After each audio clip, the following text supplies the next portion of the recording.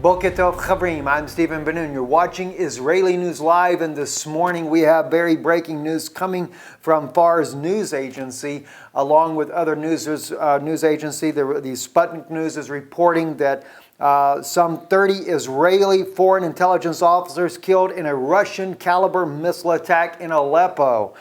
And according to this here, it says several U.S., Turkish, Saudi, Qatari, and British officers were also killed, along with Israeli officers. The foreign officers who were killed in Aleppo operations room were directing the terrorist attacks in Aleppo.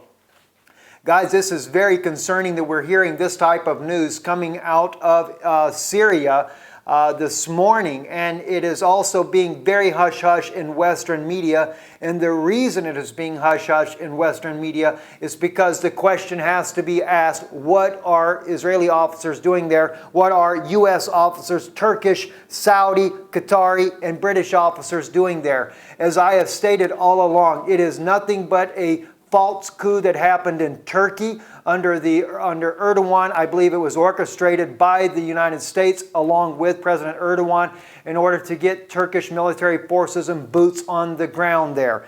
And now we see that the U.S., the Turkish, the Saudis, the Qataris, the British, and the Israeli officers are all inside this secret place here coordinating terror attacks inside of Syria. And although I love my countrymen, both U.S. and Israeli countrymen there, it's still, what are we doing in Saudi Arabia? And I want to state this because I know there's going to be many that are going to be concerned about the fact that this news has happened. It's going to be a cry from the West to bring about war against Russia. But you have to understand, Russia is actually trying to stop this whole rebel force that's going on, and this whole so-called moderate rebels is trying to overthrow the country. But I am not the only voice from the United States that is sounding this alarm that we have no business to be in Syria. They have demonized President Bashar al-Assad as being some kind of madman, gassing and using incendiary devices, etc. on his people, only to find out that it's to the contrary. Even Eren Erdem, the former Turkish MP member of the parliament in Turkey, he was the first one to reveal that the 2013 gas attacks that happened in Syria were never conducted by Bashar al-Assad, but it was coordinated with the West, smuggling in chemical weapons from Europe into Turkey, through Turkey, and Turkey's court turned a blind eye. They replaced the judges, everything, slipped in the chemical weapons, did the attack so that they could blame it on Bashar al-Assad. And we're finding out similar things again with this situation that is happening even now with the incendiary devices, that it is not Russia that's doing it, but we're finding that even recently Saudi Arabia also, they've been given phosphorus munitions. They're using it against the people in Yemen, and as well those things are coming into the hands of the groups inside of Syria, being used against the civilians, only to build a momentous campaign, media campaign in the West to try to demonize the Syrian people. And one thing I might add to that, and this is what we're going to close out this news broadcast with, I want you to hear. This here is a panel. I'm only using 3 of the 5 that are in there, but I want you to listen to what a U.S.-led delegation that went to Syria firsthand, went to Damascus, and found out that it was nothing but a bunch of lies and propaganda by the U.S. government that is controlled by the U.S. corporate media to demonize Syria and to make it look like as if Assad was a regime and was trying to just dictate over his people. They met with both opposition and Syrian forces, and they come back with a report that clearly lets us know that this had nothing to do but with false propaganda. It has been a constant desire to bring down Bashar al-Assad. For what reason? There's other things we could go in on that, but right now we're trying to cover the breaking story here that yes, indeed, Russia has fired missiles, and there has been a tremendous loss of life, both U.S., Israeli, the Saudis, the Turkish, and Qatar. They are all involved in trying to crush this country down, and Russia finally is standing up and is going to bring that down. Now, I know many of my friends would say, are we looking at Ezekiel 38 as far as from a prophetic standpoint? We may be. Some have said Russia would be, the Ezekiel 30 would be Gog. I think it's personally America that is Gog, and this may be the one thing here that drags all of their armies inside of here to try to take Russia out.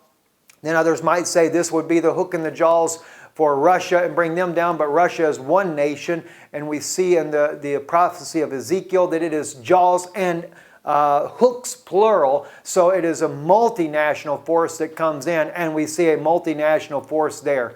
My condolences also go to those families, the U.S., the British, even the Turkish and Saudis. I mean, these are loved ones of people that have died in this, just as the loved ones of the Syrians that have died in this war as well. As we've seen, the sad cases of its loss of life, friends, is a loss of life. It doesn't matter what nationality. I do have a heart for that, and my condolences to all the families that have died into this. But I think if the West would have stayed out of Syria, we wouldn't have the problem we're having today. I'm Stephen Ben-Nun with Israeli News Live.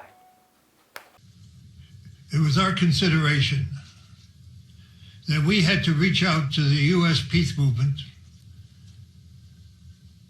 and ask that they participate in a delegation to Syria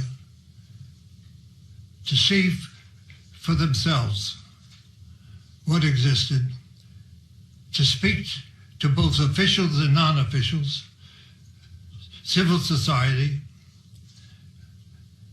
to try to determine for themselves, independently, the situation in Syria and the road to peace.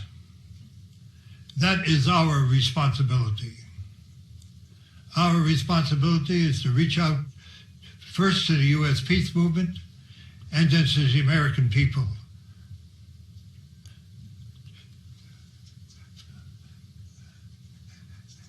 The campaign to confuse the American people has been intense.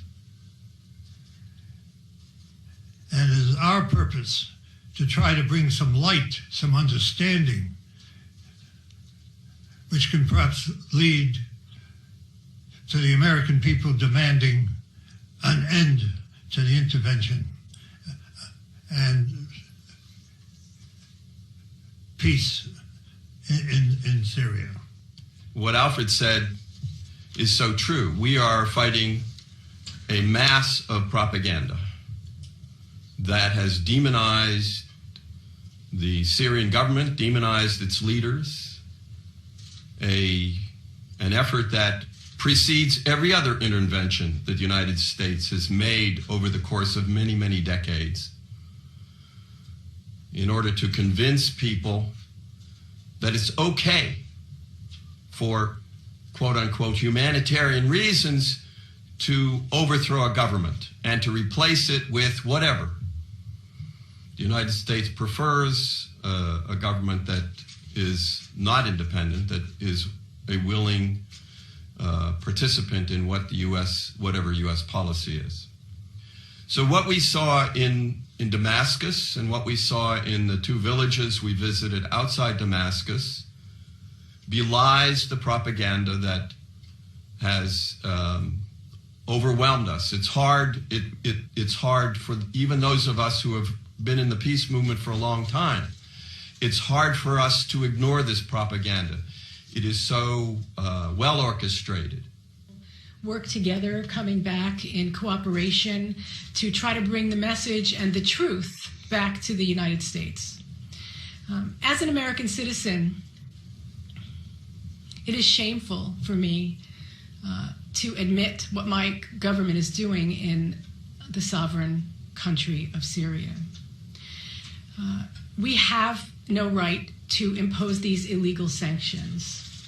In fact, these sanctions, allegedly, the government says are against the government of Syria. But in fact, it's against the people, civil society, people who are attempting to maintain the infrastructure, the health care, the safety of all Syrian people. One of the things that stood out to me is not only the lack of medication and the fact that Syrian children are dying because they can't get chemotherapy meds into the country because of the illegal sanctions that the U.S. and the West has imposed. Also, they're not allowing parts and material to get to businesses who are trying to maintain. And they're trying to maintain for more than one reason, and not just to continue to make money, but to employ people. Because when people have no way to earn a living, they become desperate. And we know that some of the Syrian people who may have chosen to join the terrorists, mostly for economic reasons, because they couldn't earn a living. And their benefactors, the U.S. and all the others who are collaborating together to fund this terrorism, are paying people very well to